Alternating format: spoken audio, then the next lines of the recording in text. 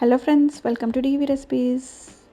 నేను ఇవాళ అన్బాక్సింగ్ వీడియోతోటి మీ ముందుకు వచ్చేసాను. నేను రీసెంట్గా సన్షైన్ వాళ్ళ 4 burners auto injection gas stove అనేది రీసెంట్గా పర్చేస్ చేశాను. సో మీకు కూడా చూపించాలి అనే ఉద్దేశంతో నేను ఈ అన్బాక్సింగ్ వీడియో చేశాను. దాంతోపాటు ఒక స్వీట్ కొత్తగా కొన్నాం కాబట్టి ఒక స్వీట్ రెసిపీ అనేది కూడా చేశాను, చూడండి.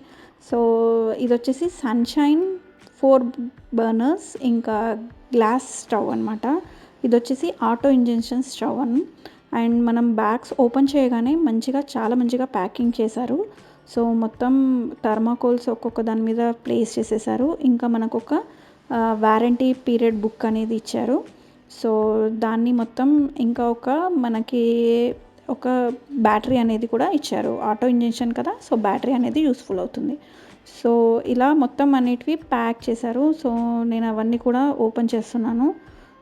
చాలా బాగా కట్టారు, ఎక్కడ పడిపోకుండా. గ్లాస్ కదా, పడితే ఇరిగిపోయే ఛాన్సెస్ ఉంటాయి కాబట్టి. అండ్ ఇవి వచ్చేసి చాలా స్ట్రాంగ్గా ఉన్నాయి, మంచి ఐరన్తో ఉంది. అండ్ ఈ బర్నర్స్ వచ్చేసి చాలా డిఫరెంట్గా ఉన్నాయి నార్మల్ బర్నర్స్ కంటే. మనకి టోటల్గా 4 కదా, సో ఇది వచ్చేసి 5 years వారంటీ పీరియడ్ ఇచ్చారు మనకి. అండ్ ఫుల్ బ్రాస్ బర్నర్స్ తోటి టఫ్ అండ్ గ్లాస్ ఇచ్చారు. సో ఇది వచ్చేసి మనకి ఆన్ ఆఫ్ ఎలా చేయాలనేది. అండ్ ఇది వచ్చేసి గ్యాస్, అక్కడ మనం పైప్ అనేది పెట్టాలి. సో ఇది మనం బ్యాక్ సైడ్ చూస్తే ఇలా మొత్తం కనెక్ట్ చేసి ఉంటుంది. సో ఈ బ్యాటరీ అనేది మనం అక్కడ ప్లేస్ చేయాలి. ఇది ఒక 8 months to 1 year వరకు వస్తుందని చెప్పారు. మన యూసేజ్ ఎలా ఉంటుందో దాన్ని బట్టి ఈ బ్యాటరీ అనేది పనిచేస్తుంది. ఇన్ కేస్ బ్యాటరీ అయిపోయిందంటే మనం లైటర్ కూడా యూస్ చేయొచ్చు. సో నేను అక్కడ గ్యాస్ అనేది ప్లేస్ చేశాను. కొత్త స్టవ్ అనగానే మనం ఏదైనా కొత్త వస్తువు తెచ్చామంటే మా ఇంట్లో ఫస్ట్ కంపల్సరీ మేము ఇలా పూజ చేస్తాము. దానికి ఇలా స్టవ్కి అన్నీ పెట్టి పూజ చేసిన తర్వాత స్టవ్ అనేది ఆన్ చేసి చూపిస్తున్నాను, చూడండి. సో మనం జస్ట్ అలా తిప్పడం వల్ల మనకి గ్యాస్ అనేది ఆన్ అయిపోతుంది. సిమ్ కూడా చేసుకోవచ్చు, మీడియం, హై, లో అంతా కూడా దాంట్లోనే తిప్పేయచ్చు అనమాట. సో ఇక్కడ వచ్చేసి ఒక పెద్ద బర్నర్ వచ్చింది, ఇంకా 2 medium size and 1 small burner అనేది వచ్చింది. సో దీంట్లోనే నేను ఇప్పుడు పాలు కాగబెట్టేసి, ముందుగా ఫస్ట్ పొయ్యి కాబట్టి కొత్త పొయ్యి కాబట్టి పాలు అనేది పొంగిస్తాం కదా.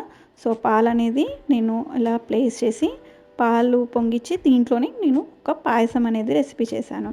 సో పాలు అనేది పొంగాక మనం ఇప్పుడు నెక్స్ట్ ఏం చేయాలంటే ప్యాన్ తీసుకోవాలి. సో ప్యాన్ తీసుకొని కొంచెం నెయ్యి అనేది యాడ్ చేసుకున్నాను.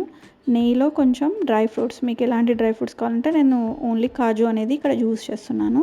సో ఇలా ఈ డ్రై ఫ్రూట్స్ నెయ్యిలో కొంచెం వేగినాక మనం ఒక కప్పు నేను బాంబినో అనేది తీసుకున్నాను.